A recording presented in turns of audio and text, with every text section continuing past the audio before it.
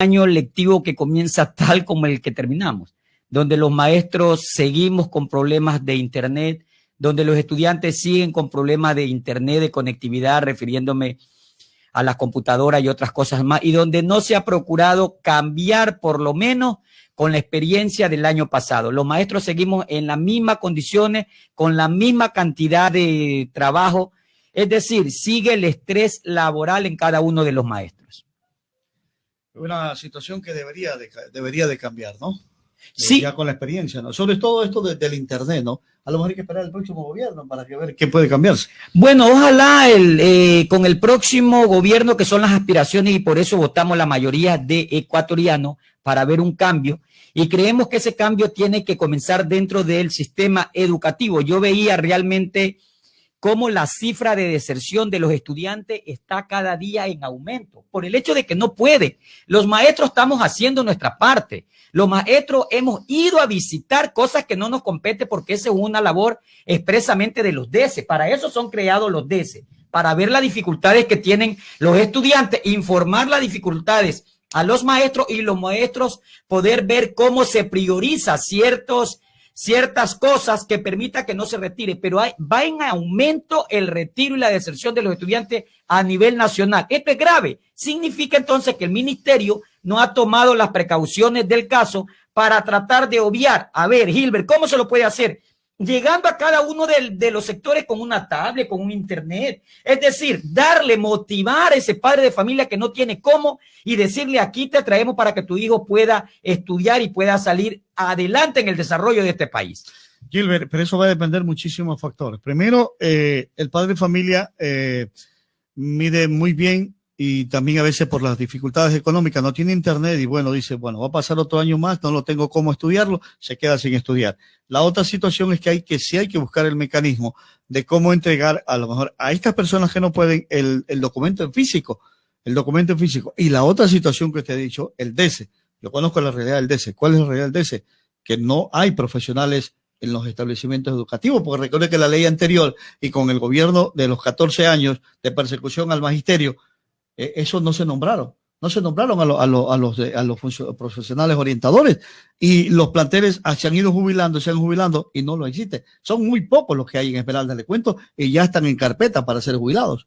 Así es, lo que usted dice tiene razón, y también la función que los DECE realmente no cumplieron el rol que debían de haber cumplido. Ejemplo, el DECE no tiene nada que ver en el ámbito pedagógico, y sin embargo se están metiendo en un campo que no les compete. Lo otro también es como usted dice, pero con la nueva ley ya se plantea que todas las instituciones educativas tienen que tener un DECE, que va a estar conformado por un psicólogo, una trabajadora social, que permita conocer la realidad. Y lo otro también, mire, hay gobiernos provinciales y sectoriales que han hecho su esfuerzo en llevar internet a algunos sectores donde no había, pero como usted plantea, eso no es todo.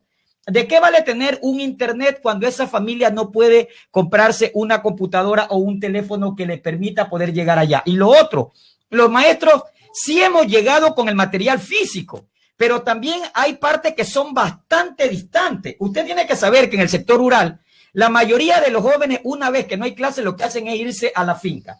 Y las fincas quedan a 2-3 horas del pueblo, de donde está. Se cerraron las escuelas, ¿no? Se cerraron las escuelas, porque si las escuelas fueran estado abiertos, seguramente ya no pasaba esto. No es que el estudiante estaba más cerca para poder llegar. Vuelvo a repetir, con la nueva ley que plantea la reapertura, pero también con el gobierno que se va a posesionar, que planteó que va a reabrir las escuelas que fueron cerradas, esto va a permitir entonces que en algo baje el nivel de deserción de los estudiantes. Una cosa acerca del DECE, mire, lo que pasa es que también no es que se quiere que el DECE intervenga. Yo tengo la experiencia que trabajamos en esa área también. El ministerio nos pide información también pedagógica. Imagínense ahora que se les ocurrió en plena pandemia un estudio de mercado en toda la zona. Y había que hacerlo ya, de un día para otro. Eso lo pide el ministerio. O sea, son políticas que deben ir cambiando, y que a lo mejor están inmersos en la nueva ley, que nos va a hacer bastante bien la nueva ley, Gilbert. Yo estoy totalmente de acuerdo en ese marco, pero ¿sabe por qué pasa eso?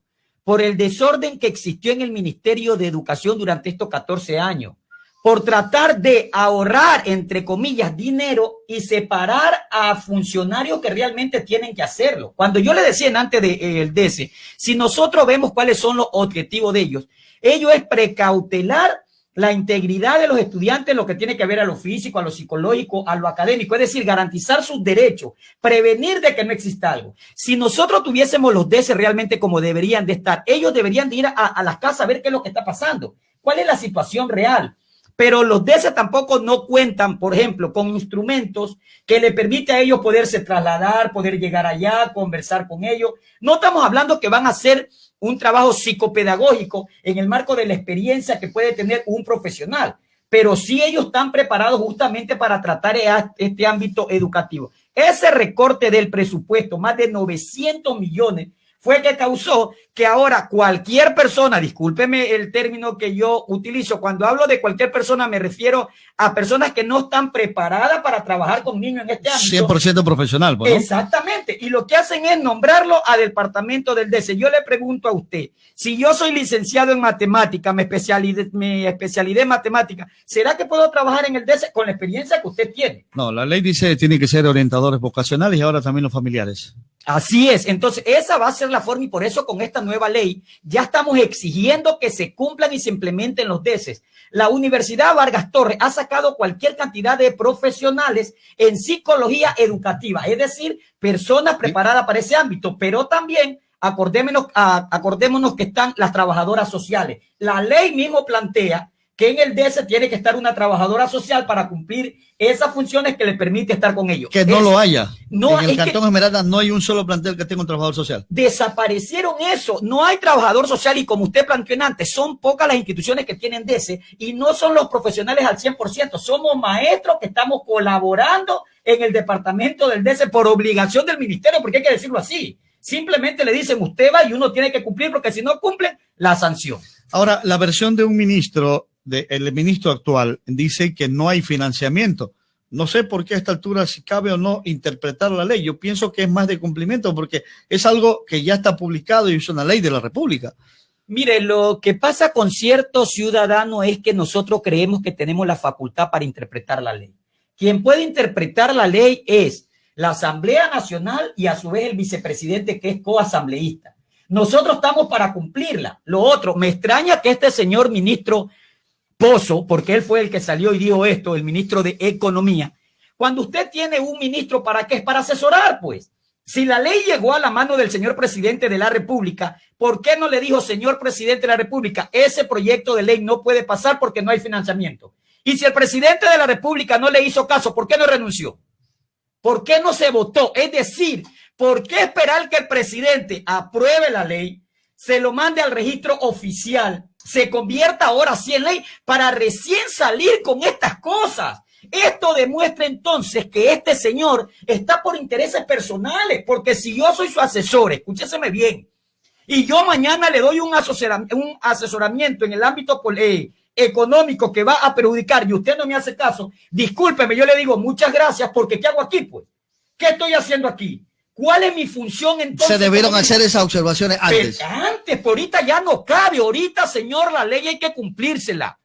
Y es de carácter obligatorio. Es decir, ahorita nadie puede estar pensando en no cumplir la ley. Incluso cuando el señor presidente electo dio el nombre de esta señora Brón, que va a ser la nueva ministra de Educación, todos los maestros escuchamos cuando dijo, vamos a respetar el derecho de los docentes en lo que tiene que ver a su escalafón. Eso significa entonces que ellos están entonados con la realidad. Si eso es proyecto de ley, ya tienen que ir buscando el financiamiento para ver de dónde se saca y proceder no solamente a pagar al magisterio, sino a cumplir con los otros aspectos que estábamos hablando, lo del DS, por ejemplo. Comenzar a crear el DS. Por ejemplo, lo que estábamos hablando de la reapertura de las escuelas.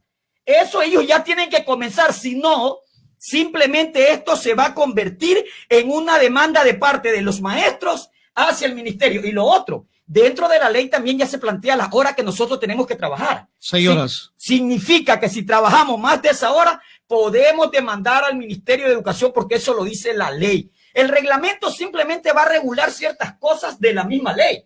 Pero eso no significa que no se va a pagar. Eso no significa que no se va a cumplir. Hay 90 días para cumplir. Él tiene que cumplir. Ellos tienen que ver de dónde se saca la plata. ¿A partir de cuándo esos 90 días? De la publicación. A partir de la publicación en el registro oficial. Es decir, y lo otro, mire cómo la Corte Constitucional declara inconstitucional cómo se ha venido planteando lo que hace lo de la jubilación para todos los sectores.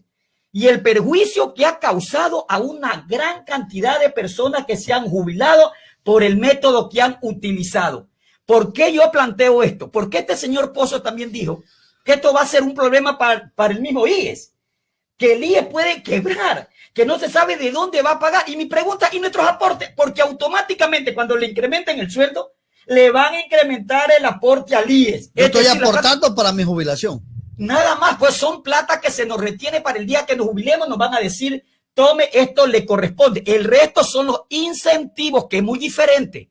El incentivo que le dan al maestro cuando se jubile fue una conquista que se ganó a través de la lucha de la UNE, que es cuando usted se jubile le van a dar 50,000, 55,000, 60,000. Eso es un incentivo. Y está en la nueva ley. Y eso está implementado en la ley y en la Constitución, que es el incentivo que se le da a los maestros una vez que se jubile. Eso no significa que se le corta, que no se le va a pagar su jubilación. Eso es otra cosa muy diferente. Habló también del tema seguro de jubilación, que también dice es un inconveniente jubilar a los 30 años sin límite. Pero a ver, yo no entiendo por qué ellos se hacen tanto problema y tanto inconveniente. La ley plantea de que nosotros desde hace muchos años venimos planteando jubilarnos a los 30 años de servicio sin límite de edad. Mire, los que somos maestros conocemos realmente cuál es el trabajo. Nuestro trabajo no solamente es mental, nuestro trabajo también es físico, psicológico. Es decir, nosotros cumplimos un trabajo sumamente agotador. Ahora, cuando nosotros hablamos de los 30 años de servicio, estamos cumpliendo con las aportaciones que el mismo IE plantea.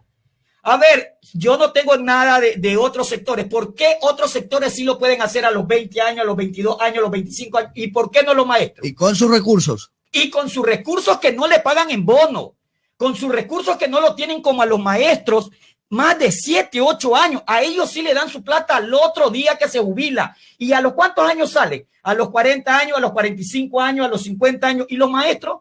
60 años, 70 años. Y este señor se le ocurre decir que eso va a ser producto para quebrar el IES. El IES lo quebró el gobierno de Rafael Correa cuando quitó el 40% que correspondía. El IES lo quebró Rafael Correa cuando lo usó como caja chica para comenzar a hacer con el dinero todo lo que se podía hacer, menos invertir en la educación. Eso es lo que tenemos que decir, eso es lo que tenemos que ver y no echarle la culpa a un proyecto de ley que beneficia a 160,000 maestros y que hemos venido peleando a lo largo de esta historia para que se pueda mejorar. Entonces, aquí no cabe el hecho de que va a quebrar el IES si se aumenta lo de los maestros, va a quebrar el IES por la jubilación de los maestros y lo otro. Los maestros con este nuevo sueldo ya no nos vamos a jubilar tan temprano si tenemos fuerza, pues, porque queremos gozar de algunos añitos de algo que nos permita mejorar nuestro sistema o nuestra forma económica. Pues entonces no cabe que porque la ley se promulga hoy día, yo mañana me voy a jubilar. Eso es mentira. El que gana 800 y pasa a ganar 1,200, téngalo por seguro que va a durar sus 2, 3 añitos más aportando para poder salir con un sueldo. Tener una muy buena jubilación. Para tener una buena jubilación. Ok, muchas gracias, Gino.